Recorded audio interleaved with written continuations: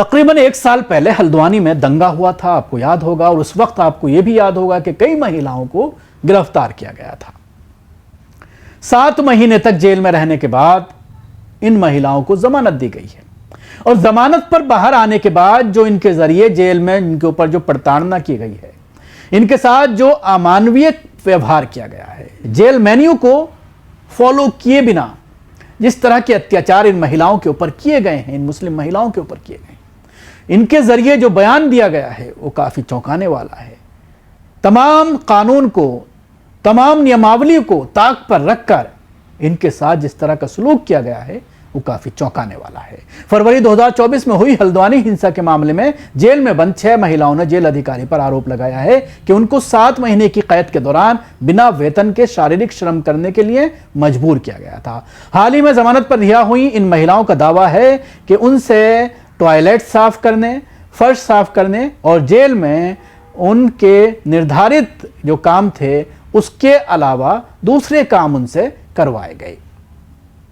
बंदियों के अनुसार यह जबरन श्रम संविधान के अनुच्छेद 23 के तहत उनके मौलिक अधिकार का उल्लंघन है, जो जबरन श्रम को प्रतिबंधित करता है। जेल कानून स्पष्ट रूप से इस तरह की प्रथाओं को प्रतिबंधित करता है, फिर भी महिलाओं का दावा है कि उन्हें अपमानजनक और अमानवीय परिस्थितियों का सामना करना पड़ा। रिपोर्ट के मुताबिक हल्द्वानी में 8 फरवरी 2024 को बनभुलपुरा इलाके में एक मस्जिद और मदरसे को गिराए जाने के बाद हिंसा भड़की थी, जबकि सरकार ने तर्क दिया था कि यह ढांचा अवैध रूप से बनाए गए थे। विध्वंस के कारण हिंसक विरोध प्रदर्शन हुए, जिसमें वजह से 7 लोगों की मौत हो गई और 150 से ज्यादा लोग घायल हो गए थे।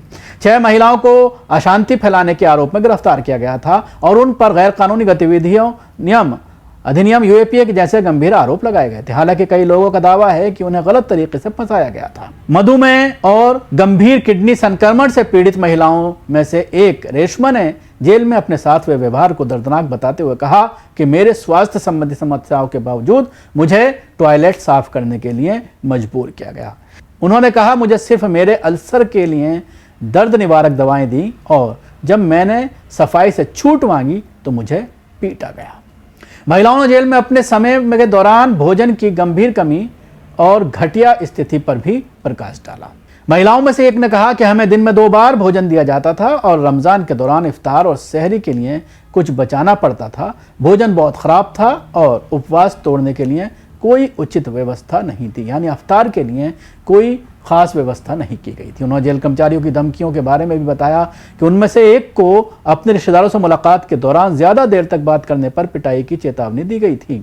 एक अन्य बंदी ने कहा कि ऐसा महसूस हो रहा था कि हम लगातार डर में जी रहे हैं। तो आप देख सकते हैं ये जो आरएसएस की जो थिंकिंग है, अपने लोगों को हर जगह जो सेट किया है, पुलिस से लेकर के जेल तक, तो जानबूझ करके इस तरह के केसेस में मुसलमानों को प्रताड़ित किया जाता है, उनके साथ इस तरह का व्यवहार किया जाता है जैसे वो देश के नागरिक ना हो।